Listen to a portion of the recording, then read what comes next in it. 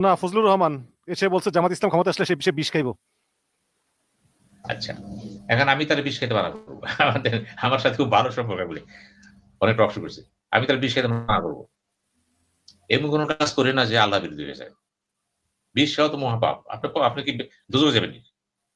আপনি ফজলুর রহমান মুসলমানের ছেলে, বিষ খাবেন কেন আপনি? কে ক্ষমতা গেল কি না গেল এটা জনগণের ব্যাপার। আপনি কি জনগণের বিরুদ্ধে, জনরায়ের বিরুদ্ধে? জনগণ যদি মনে করে জামাত ক্ষমতা যাবে, যদি ভোট দেখে, কিন্তু কারচুপি হবে না, তা আপনার অসুবিধা কি? আপনি বিষ খাবেন কেন? তাই তো বোঝা গেল আপনার জীবন দর্শনটা ভুল। ওই দর্শনে মানবতা নাই, উদারতা নাই, একদম একপাক্ষিক হয়ে গেছেন। না, এগুলো করেন না। এগুলো অতি আবেগের কথা বলতেছেন। মুক্তিযোদ্ধা ছিলেন, কষ্ট করছেন, ওই দুঃখের কথাটা কইছেন। কিন্তু এটা তো আপনার গণতান্ত্রিক কথা হলো না। আপনি যত বড় হইতে চান, তত উদার হইবেন কিন্তু। আপনি বলবেন, জামাত অন্যায় করছে ভালো কথা। জনগণ দেখুক কি করছে। জামাত অন্যায়টা করছে কবে? ৭১ সালে। ৭১ সালে। তো বঙ্গবন্ধু কি করছে? বঙ্গবন্ধু দালালি করছে। দালাল কোলাবরেটর অ্যাক্ট। কি বলছিল? যারা যুদ্ধে বিরোধিতা করছে তারা না। যারা ছিনতাই, রাহাজানি, ধর্ষণ, লুণ্ঠন করছে তাদের বিচার হবে। যেখানে আপনাদের ভাষায় জাতির পিতা বঙ্গবন্ধু শেখ মুজিব ক্ষমা করে দিছে। শুধুমাত্র এরা। সেখানে আপনি এই কথা বলতেছেন কেন? যুদ্ধের পরে দেশে মেনে নিয়েছেন? মেনে নিছি। ফিনিশ। আমি যুদ্ধের পরে আমি পরাজিত, আপনি বিজিত। আমি বিজিত। আপনি জিতছেন। আমি মনে করি আমি ভুল ছিলাম। ঠিক আছে? সরি। তাই বলে আমাকে উচ্ছেদ করে দিবেন? মাইরে ফেলাবেন পুরোপুরি? না। তবে কথা আছে। আমি যদি পরাজিত হওয়ার পরে আবার অতীত কাজগুলো আবার উত্তর চাই, সেই ক্ষেত্রে অন্য জিনিস। সেই ক্ষেত্রে বড় আমার খাদ্য চেঞ্জ হয়নি তো। আজকে যারা জামাত ইসলাম করে 2% লোক আছে। 2% লোক মুক্তিযুদ্ধ ছিল। ওই সময় ছিল। এখন ৫০ বছর ৫২ বছর হয়ে গেছে। এখন জামাত যারা করে হচ্ছে ৬০ বছর ৬৫ বছর বয়স। ওরা রাজাকারী, আলবদনী, আল শামস। তো কেন গালি দিচ্ছেন আপনি? আপনার সংসদ নিজেরা করে। স্বাধীন বাংলাদেশের জন্ম তার। সে লেখাপড়া করছে, বিজনেস করতেছে। সে একটা আদর্শ নাগরিক হইছে এখানে। আপনি তারাই বলতেছেন তুমি রাজাকারের সন্তান। চোরের ছেলে। চোরের ছেলে যদি মৌলবি হয়ে যায়, আমি বকবেন তাকে? তার বাবা চোর ছিল। ধর্মপ্রচার হবে? ধর্মপ্রচার পূর্ব শর্ত হলো তুমি যার সন্তানই হও, তুমি এই পথে আসো। আপনি কি করবেন? নবী রাসূলের বিখ্যাত নবী রাসূল সব বাপেরা কি ছিল? সব তো অন্য ধর্মের ছিল। রসুল যখন আসে, নতুন আল্লাহর বাণী নিয়ে আসলো। তো বাবে তো অন্য দলে ছিল সে। একটু কইবেন, "এই তুই আজরের ছেলে ইব্রাহিম, আজরের ছেলে, আজরের ছেলে ইব্রাহিম মুসলিম জাতির পিতা। অসংখ্য নবী রাসূল তাতে আসছে কিন্তু। তারে এই তো বাপের ছেলে মূর্তি পূজা কইবেন এটা?" এই শিক্ষা কি পাইছি আমরা কোন তো? কিসের লেখাপড়া করছি আমরা কোন তো? জন্ম হোক যেখানে সেখানে যাতে তার কর্ম হোক ভালো। এটাই তো কথা আমাদের। কর্ম। আজকে মুসির ছেলে দেখা রিকশাওয়ালার ছেলে বিসিএস পরীক্ষা পাস করছে। সেদিন পাইলাম, আমি তো বিভিন্ন জায়গায় লেকচার দেই। ওখানে সারদা পুলিশ একাডেমি। আমি জিজ্ঞেস করলাম, "ফাদার কি করে?" সুন্দর বলল, "মুদি দোকানের মালিক।" গর্ব করে বলল, "থ্যাংক ইউ ভেরি মাচ, পেশায় ধরলাম তোমাকে।" এখন বাবা মুদি দোকান মসজিদ ছেলেরা হইছে। আব্রাহাম লিঙ্কনের ফাদার কি ছিল? মসজিদ। কোন মসজিদ? এই মসজিদ না তো। জিমি কার্টার কি ছিল? বাদাম ব্যবসায়ী। এই চীনা বাদাম ব্যবসায়ী। ওরা তো বড়, বড় বাদামের বাগান। এখন প্রশ্ন হলো, এগুলি বলবেন না। আমি ফজলু ভাইরে বলব, আপনার অনেক কিছু কিন্তু ভুল আছে। আমি আপনার শ্রদ্ধা করি, ভালো জানি। আপনি আমাকে ভালো জানেন। প্রশ্ন হচ্ছে আমি ভালো জানি বলেই বলি, আপনি কখনো এক পেশে হয়ে যাবেন না। আপনার ছেলে ব্যারিস্টার। আপনার ফাদার কি? দাদা কি? তার দাদা কি? নিঃসন্দেহে কৃষক। কারণ কৃষি ছিল প্রধান কাজ। আমার ফাদার কি? দাদা। তার দাদা। হ্যাঁ, আমাদের ২০০ বছর ইতিহাস আছে। কিন্তু ২০০ বছর আগে কি? কৃষক। কারণ জমি ছিল তো। কাজে জন্ম নিয়ে কথা বলেন না। জমিদার মানে কি? জমিদার মানে হলো বড় গুন্ডা। জমিদার প্রতি নিছেন, কিনা নিছেন কেউ বেড়াচ্ছেন। কিন্তু আপনার বাপে কি ছিল? জমিদারের বাপে কি ছিল? ১ম জমিদারের বাপে। খবর আছে কোন? এগুলি বলেন না প্লিজ। ইভেন দেখেন আমি বলি, বঙ্গবন্ধু শেখ মুজিবুর ফাদার কি ছিল? লুৎফর রহমান। ও তো কেরানি। সেরেস্তাদ ছিল, সেরেস্তাদা। তার তার ফাদার কি ছিল? এতদূর যান কেন? কিসের সৈয়দ বংশ, কিসের আপনার সিনহা বংশ, কিসের আপনার কি চৌধুরী বংশ, এটা কে বানাইলো? এগুলো তো বানানো হয়েছে, এগুলো ব্রিটিশরা টাইটেল দিয়ে দিচ্ছে আপনাকে, হয়ে গেছে আপনি। কিন্তু মূলত আপনি কি? ওই ব্রিটিশদের আপনি গোলামি মানুষ, করেছেন, এজন্য গোলামির টাইটেল পেয়েছেন। খান টাইটেল কি? এই খান মোল্লা এগুলো হয় না কিন্তু। আমি সেই জন্য বললাম, মানুষের বড় পরিচয় হলো মানুষ তার মেধা প্রজ্ঞা। কেউ লাঠিয়াল, নন লাঠিয়াল, কেউ কর্মচারী। পুরো ভারতবর্ষের টাইটেল গুলি সবসময় বিতর্কিত। এগুলো কিন্তু কোন টাইটেল মানে মানুষের পরিচয় দেয় না। সৈয়দ বংশের ছেলে আমি, তার মানে কি? নবাব সিরাজের বাবা কি ছিল? বল, আপনি জানেন কি ছিল? কার নাম? উনি আলীবর্দী খান নাতি, হ্যাঁ নানা হ্যাঁ, নামে এসে, কিন্তু ওর বাবা কি ছিল? ওর তার বাবা কি ছিল? ইতিহাস। ওর বাবার নাম ছিল মনে হয় হোসেন আলী, আমিনা বেগমের স্বামী। ওর বাবার নাম নওয়াব, আমি কি যেন নাম, আমি ওর প্রশ্ন, মার নাম ছিল আমিনা বেগম। এখন নবাব সিরাজউদ্দৌলা হলো কেনা? নবাব সিরাজ কে বানাইলো? নানা, এটা আলীবর্দী নানা বানাইছে। নালিবতী সেজন্য ছিল বাংলা বিহার উড়িষ্যার অধিপতি। এখন আসেন, এটা তো হয় না। ইভেন দেখেন তো, মুঘল সাম্রাজ্য প্রতিষ্ঠাতা কে? বাবর। বাবর। বাবরের বাবা কি ছিল? তার বাবা কি ছিল? বাবরের ছেলে বলতে পারে বাবরের ছেলে, এবং শাহজাহান, আরঙ্গজেব, এরা বলতে পারে আমরা বাবার ছেলে। বাবরের বাবা সম্ভবত তুরস্কের ফারগানা রাজ্যের একটা ছোটটা রাজ্যের রাজা ছিল, ঠিক আছে, নামটা মনে পড়তেছে তার না। বাবা কি ছিল? আমি বলছি তার বাবা কি ছিল? আপনি হিসাব করতে কি দেখা যাব, যে সবগুলি হচ্ছে ঐতিহ্যগত চলে আসছে কিন্তু। কাজে জমিদার প্রথা, এই প্রথা, সেই প্রথা এগুলো আসে। কিন্তু আপনি যদি মানুষের মেধাকে গুরুত্ব দেন, ইসলাম কি বলে? বিদায় হজের ভাষণ দেখেন তো, যদি কোন কৃতদাসকে তোমাদের নেতা বানানো হয়, আর যদি তার সে যোগ্যতা থাকে, তাকে মেনে নাও। রসুল কি বলছে? কোরাইশ বংশ ছাড়া মানতে পারবে না। রসুল যখন বলে গেছে আর মুসলমান যদি হন, কি করবে? বলার কিছু আছে? এত নবী রসুল, কোরআন শরীফে 24 জন না 26 জনের কথা বলা আছে। কার বাবা কি ছিল? একমাত্র সুলাইমান আলাইহিস সালাম পিতা কে ছিল? দাউদ আলাইহিস সালাম। দাউদ আলাইহিস সালাম। দাউদ আলাইহিস সালাম পিতা কে ছিল? দাউদ আলাইহিস সালাম যেহেতু রাজা ছিল, গোলন্দাজ বাহিনীর চিফ ছিল, সে যে রাজা হয়ে গেল, সুলাইমান আলাইহিস সালাম চলে আসলো। পুরো ক্ষেত্রে সে নবী রসুল হয়ে গেল। তার কি ছিল? ইউনূস আলাইহিস সালাম বাবা, ইউনূস আলাইহিস সালাম মাছের ব্যবসা করত। মাছের ব্যবসা করত। কোরআন বলতেছে মাছওয়ালা ইউনূস। তাই তার ফাদার কি ছিল? এই জন্যই বললাম, যদি বলেন যে ইব্রাহিম আলাইহিস সালাম বলেন আজরের পোলা, আর সব নবী তার থেকে এসে নবী রাসূল। আজরের পোলা, পরিচয় তার আজরের পোলা। আজর পুত্র ছিল মূর্তি বানাইল। তার স্ত্রী ইব্রাহিম আলাইহিস সালাম। আল্লাহ তারা কি করলো? ইসমাইল, ইসহাক, সারা ইসমাইল ইসলাম রসুল, ইসহাক শত শত নবী রসুল। এই যে সম্মানিত ব্যক্তিটি, আমি বলবো যে আপনি কার ছেলে? আমি ধিক দেই সেই সমস্ত মানুষের সম্মান লোকদেরকে, যারা বংশমর্যাদা বড় করে, শিক্ষা, মেধা, ভদ্রতার মধ্যে ছোট করে ফেলায়। যেগুলো হয় না। আমি সেই জন্যই বলতেছি বারবার, জিয়াউর রহমান সেনাপতি, রাষ্ট্রপতি, মুক্তিযোদ্ধা, এবং সে স্বাধীনতার একজন বঙ্গবন্ধুর পক্ষে বলেন যে ঘোষক। তার ফাদার কি? তার ফাদার কি? এরশাদের ফাদার কি? তার ফাদার কি? এরশাদ বড় হয়েছে তার গুণে, জিয়া বড় হয়েছে তার গুণে, শেখ মুজিব বড় হয়েছে তার গুণে। মাওলানা ভাসানী পিতা কি? বলবেন এই তার ছেলে তুই। ভাসানী তো বট গাছ হয়, সে বাংলা কার ছেলে। হ্যাঁ, সুরদির কথা বলতে পারেন, বিখ্যাত পরিবার। তার বাপ একই কথা। যদি পরিবারের কথা বলে, সোহরাওয়ার্দী পরিবার হচ্ছে উপমহাদেশের one of the best family. সে তো না।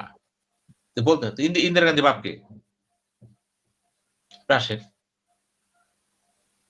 জওয়াহরলাল নেহরু, নেহরু বাপকে, মতিলাল নেহরু, মতিলাল নেহরু বাপকে। আগে অনেকে মনে করে ইন্দিরা গান্ধী গান্ধী পরিবারের লোক। ভুল। উনি ফিরোজ গান্ধীর ওয়াইফ। ফিরোজ গান্ধী কাশ্মীরের গান্ধী পরিবারের সন্তান, নট গান্ধী, আমাদের গান্ধী না। না এই মহাত্মা গান্ধীর সঙ্গে ইন্দিরা গান্ধীর সম্পর্ক কি, বা জওহরলাল নেহরু গান্ধীর সঙ্গে ইন্দিরা গান্ধীর সম্পর্ক কি? কোনো সম্পর্ক নাই। মহাত্মা গান্ধী ফিরোজ গান্ধীকে স্নেহ করত, সে কংগ্রেস করত, এবং সে সম্ভবত এমপি হয়েছিল একবার। ফিরোজ গান্ধী হলো গান্ধী পারস্যের কাশ্মীরের গান্ধী পরিবার, ওখান থেকে আসছে সে। এবং কমলার নেহেরুর বউ ওয়াইফ কমলা তাকে পছন্দ করত। এই কমলার পছন্দের কারণে ইন্দিরা পছন্দ করতো না, বিয়েটা সেই জন্য হয়েছে। ইন্দিরা গান্ধীর সম্পর্ক ছিল ব্যারিস্টার সিনহা বোম্বের। অনেক কথা আছে এখানে, বুঝছেন? তো কাজেই এই যে বলেন যে মতিলাল নেহেরু, ও তো নেহেরুর পুরো নাম কি? নেহেরু কথা অর্থ কি? এই নেহেরু আসছে কই থেকে? ওই কাশ্মীর থেকে আসছে। আইসব কোথায় বাস করলো? এই দিল্লিতে। কোথায়? একটা খালের পাড়ে। খাল মানে কি? নেহার। এই নেহার থেকে নেহেরু হয়ে গেল। খালের পাড়ের বাসিন্দাকে বলা হয় নেহেরু। উনি গান্ধী কাশ্মীর থেকে বিচ্ছিন্ন হওয়ার জন্য এটা নিয়ে নেন। তো মূলত তুমি নেহেরু না, মতিলাল নেহেরু চাকরি করতেন ব্রিটিশদের, উনিও ভালো লয়ার ছিলেন। তার ছেলে আসেন এখানে, কায়দা মোহাম্মদ আলী জিন্নাহ পিতাকে, ভালো করাচির বড়লোক ছিল, তার পিতাকে খবর নেই। আমি সেই জন্যই বারবার বলতেছি, দেখেন আমরা কিন্তু বেশি দূরে যাবো, কিন্তু বড় বড় মহানগরী কোথায় এসে তারা পিতার দিকে তাকে আসেনি তো। লেনিনের পিতাকে, মাওসেতুংয়ের পিতাকে আপনাকে চিন্তা করলে তো হবে। জর্জ ওয়াশিংটনের পিতাকে না, আব্রাহাম লিঙ্কনের পিতাকে আপনি দেখেন তার কর্মটা কি। অ্যারিস্টটলের পিতাকে, প্লেটোর পিতাকে আমি পিতা খুঁজবো না, আমরা খুঁজবো ব্যক্তিকে নিজের গুণে আলোকিত হয়েছেন। নজরুলকে, নজরুল পিতা কি? নজরুল তো অন্যরকম জিনিস। আমি সেই জন্যই বলতেছি যে এত বড় বড় টাইটেল দিয়ে না। আমাদের মাওলানা সাহেব দেখি এত বড় নাম লেখে, টায়ার্ড হয়েছে নামের পরে। কেন? সিম্পল, আপনি কে এটাই বলেন না। অনেক ডিগ্রি নিয়েছে, ডিগ্রিতে কি করবেন? পেটটা খেবেন? ডিগ্রি কিচ্ছু হবে না যদি নিজে মানুষ না হন, নিজেরা না চিনেন, সমাজকে না চিনেন, রাষ্ট্র না চিনেন, এবং আপনার সৃষ্টি তাকে না চিনেন, কি দাম আছে আপনার? এই যে ভূমিকম্পটা হয়ে গেল, দেখেন তো, এই যে ভূমিকম্প হয়ে গেল, আবার বিকাল হয়েছে দেখো 2টা, টের পাই অল্প। আমি তো ছিলাম বাথরুম গোসল করতেছিলাম, আমি দেখি আমার শরীর কাঁপতেছে। ঘটনা কি, আমার কিছু হয়ে গেল আবার? দেখি সাথে সাথে বেসিনে পানি কাঁপতেছে, ও দরজা কাঁপতেছে, বুঝে ফেলেছি ভূমিকম্প হয়ে গেল। মাত্র 26 সেকেন্ড, 5.7, 26 সেকেন্ড, 5.7 রেক্টার স্কেল। যদি এটা 1 মিনিট হইতো, 6তে যদি যায়, বিশ্বকরা বলতেছেন ঢাকা সম্পূর্ণ ভূমিকম্প প্রবণ এলাকা। ভূমিকম্প হওয়াটা এখানে মানে অতি মানে ওভার ওভার ওভার হয়ে গেছে, 100 বছর আগে হয়েছিল। এই যে জীবন টের পান নেই, মর্যাদা, নেতা, পণ্ডিত, বিজ্ঞ, বংশমর্যাদা, ডেথ লেভেলস টু অল, মৃত্যু সবাইকে সমান করে দেয়। শিক্ষা নেন। আইনস্টাইনের ফাদার কি ছিল? নিউটনের ফাদার কি ছিল? কত গভীর। এরপরও কইবেন যে বংশমর্যাদা সব। বিসিএস পরীক্ষায়, সিএসসি পরীক্ষায়, সিএসএস করে পাকিস্তানে আগে দেখা হইতো কার ছেলে কোন বংশ। বাংলাদেশ কিন্তু আল্লাহর রহমতে কিন্তু উঠে এসেছে, গণতান্ত্রিক দেশ তো, মুক্তিযুদ্ধ কিন্তু তার সেটা। পেপারে দেখেন না মাঝে মাঝে, সারা জীবন কি করে বাপের রিক্সা চালায়, মেয়ে হয়ে গেছে পুলিশের এএসপি। শিক্ষা হয় না তো। আমি এই জন্য বলছি, যদি আপনার দেশটাকে ঠিক করতে চান, আপনার সাংস্কৃতিক ভাবে, পারিবারিক ভাবে, সব দিক থেকে আপনি নিজেকে চিনেন, জানেন, তারপরে কথা বলেন। রাজনীতি সবাই করবেন না প্লিজ। রাজনীতি সেই করবে, রাজনীতি বুঝেন। রাজনীতি হচ্ছে পৃথিবীর সবচেয়ে কঠিন সাবজেক্ট, কারণ এখানে পরীক্ষা তো বেশি, আত্মত্যাগ তো বেশি, চিন্তা করতে পারবেন না। আপনি বিসিএস পরীক্ষাতে ম্যাজিস্ট্রেট হতে পারেন, লেখা দাস, পুলিশ হয়ে যেতে পারেন, ফরেস্ট হয়ে যেতে পারেন, বিজনেস করে টাকা কামাইতে পারেন। রাজনীতিবিদ হতে হলে আপনাকে আত্মত্যাগ, মানুষের সেবা, দেশকে চিনা, ভূ রাজনীতি বোঝা, বিশ্ব রাজনীতি বোঝা, বিরাট ব্যাপার এটা। এটা তো মহৎ কাজ। তো এই কাজে সবাই আইসেন না প্লিজ। আপনারা আসার কারণে কি হয়েছে জানেন? রাজনীতি না বুঝাইছেন কেন? পয়সা কামানোর জন্য। পাতি নেতা হওয়ার জন্য। আপনাকে ধিক ধিক ধিক ধিক। এই সাবজেক্টটা ছেড়ে দেন তাদের উপরে। ওই যে সুভাষের চিন্তা করেন, সুভাষ কি বলছিল? এরা তো নেতা, নেতৃত্ব সৃষ্টি হয়েছে। বাংলাদেশকে যদি আপনি কলুষিত মুক্ত চান, পৃথিবীর কোন শক্তি দিতে পারবে না। আপনাদের মেধা আছে কিন্তু বাংলাদেশে। রাজনীতি হলো বাংলাদেশের সীমিত লোকের জন্য, যারা জেনে শুনে দায়িত্ব নিবে, আত্মত্যাগের, আত্মশিক্ষার, সমাজকে চিনার এবং মানুষ উপকার করার। দেশে যে মেম্বার পার্লামেন্ট হবে তারা দেশ চালাবে শুধুমাত্র অন বিহাফ অফ স্রষ্টা। ওইভাবে হতে নেয় বিচারপতিরা বিচার করে। ইসলাম বলছে এবং আল্লাহ নিজেও বলছে, বিচারক যখন ন্যায় বিচার করে তখন আমি ইচ্ছা, আর অন্যায় করলে কি হয়? ও শয়তান। রাজনীতিবিদরা যখন দেশের চিন্তা করবে, সত্যের নেতা করবে, তখন সে দেশের গর্ব। আর উল্টাটা যখন করবে তখন সে শয়তানের সহযোগ। আমরা এটা হইতে চাই না। আমি অনেক কথা বলি এই বিষয়ে মাঝে মাঝে এসে, আপনার সাথেও বলি, ভালো লাগে, মন খুলে কথা বলতে পারতেছি, কিন্তু আমাদের তো সেই জিনিসটা নাই, হারে যাচ্ছে তো। আমি জানি না কতদিন বাঁচবো। একদিন দেখবেন ভূমিকম্প হয়ে গেছে, ছয় সাথে যে পড়ছে, ঢাকা সিটির অর্ধেকই নেই। কি হবে সম্পদ দিয়ে, অবৈধ বসে দিয়ে? আমি শেষ কথা বলে দিই, আমি সেদিন গেছিলাম কমিশনার হয়ে, উনি কাস্টমস কমিশনার। তো তার সাথে কথা বলার পরে আমি প্রথম দিন আমি একটু বেসামাল হয়ে গেলাম।